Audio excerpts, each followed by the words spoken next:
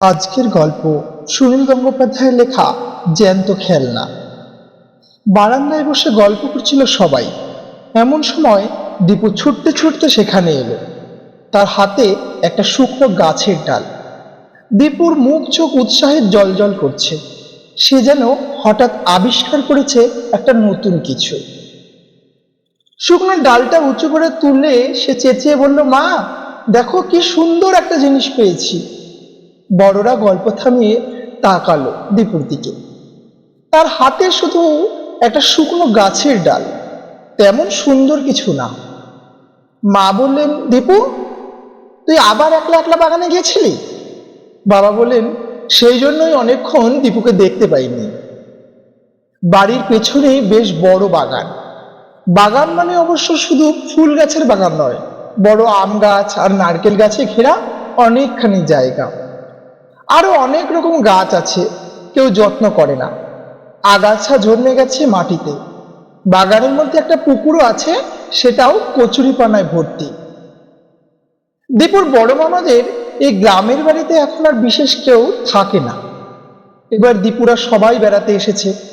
বড় মামা বললেন, ও বাগানে খেলুক না, ভয় তো কিছু নেই। মা বললেন, না যদি সাপ টাপ থাকে। বড় মামা বললেন, তোর কি বুদ্ধি, শীতকালে বুঝি সাপ বেরোয়? মা তবুও নিশ্চিন্ত হতে পারলেন না। বললেন, তা হোক, এই দুপুরবেলা বাগানে একলা একলা থাকা ভালো নয়।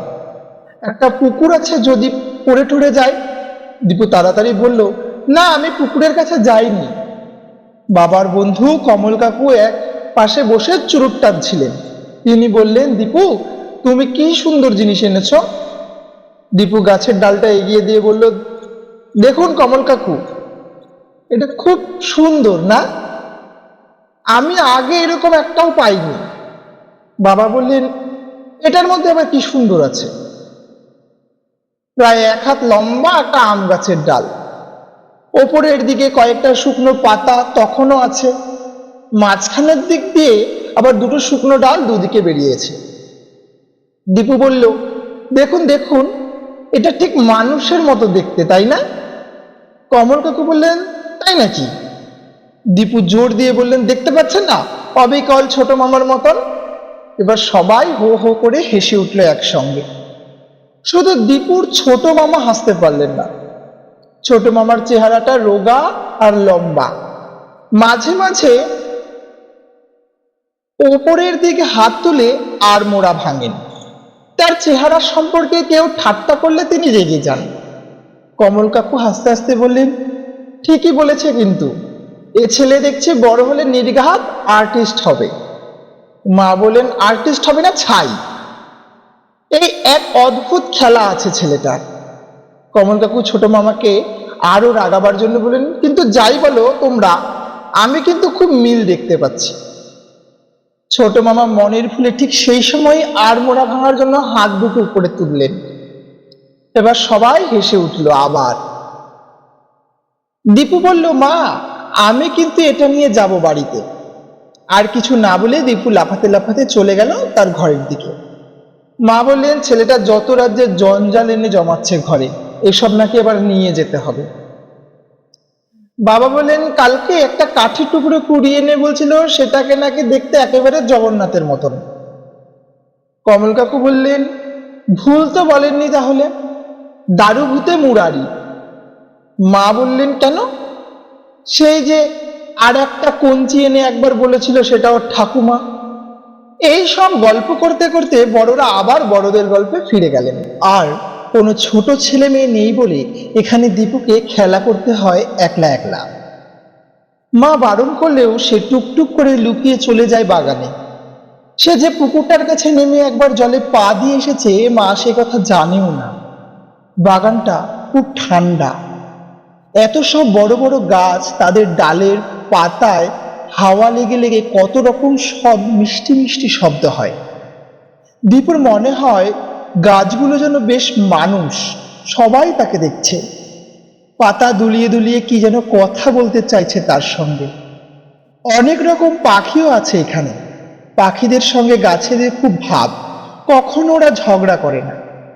পাখিগুলো সব সময় ব্যস্ত, হয় ফুরুত ফুরুত করে উড়ছে কিংবা বসে বসে ডাকছে।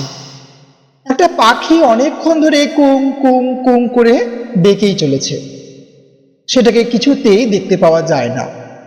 সবচেয়ে বড় আম গাছটার নিচে দুটো ছোট্ট গাছ, দীপুরই সমান লম্বা।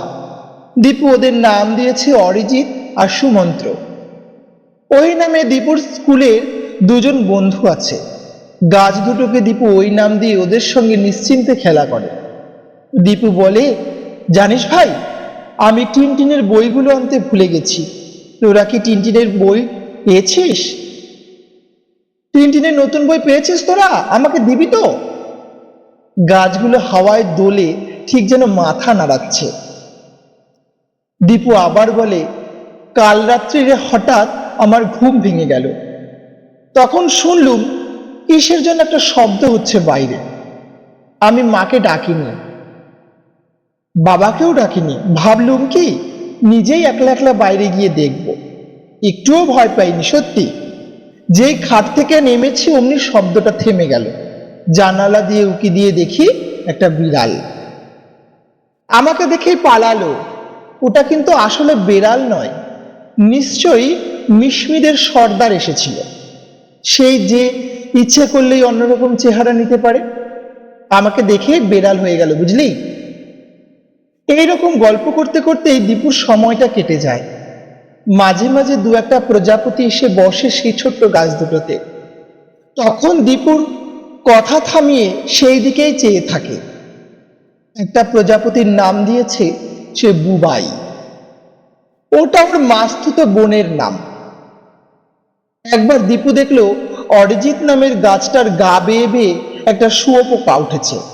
দীপু খুব রেগে গেল সেটা দেখে। সে ধমক দিয়ে বলল, এই তুমি আমার বন্ধুর গায়ে উঠছো কেন? শিগগিরই নামো। শুয়োপোকাটা এমন পাজি যে কোনো কথাই শোনে না।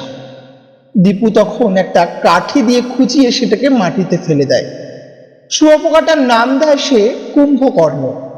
তারপর অনেকক্ষণ ধরে সেটার সঙ্গে লড়াই করে। সেটাকে হারিয়ে দিয়ে দীপু আবার বাড়িতে ফিরে আসে মাকে খবরটা জানাবার জন্য। দীপুর মামাবাড়ির গ্রামের খুব কাছেই বক্রেশ্বর। তো বন্ধুরা, গল্পটি শোনার জন্য আপনাকে অনেক ধন্যবাদ। যদি গল্পটি আপনার ভালো লেগে থাকে তাহলে লাইক বাটনে ক্লিক করে আপনার ভালো লাগার ছাপ রাখুন, আর কমেন্টে জানান আপনার গল্পটি কেমন লাগলো। আর এখনও যদি সাবস্ক্রাইব না করে থাকেন তাহলে সাবস্ক্রাইব বাটনে ক্লিক করুন, আর গল্পটি বন্ধুদের কাছে শেয়ার করতে ভুলবেন না। ধন্যবাদ।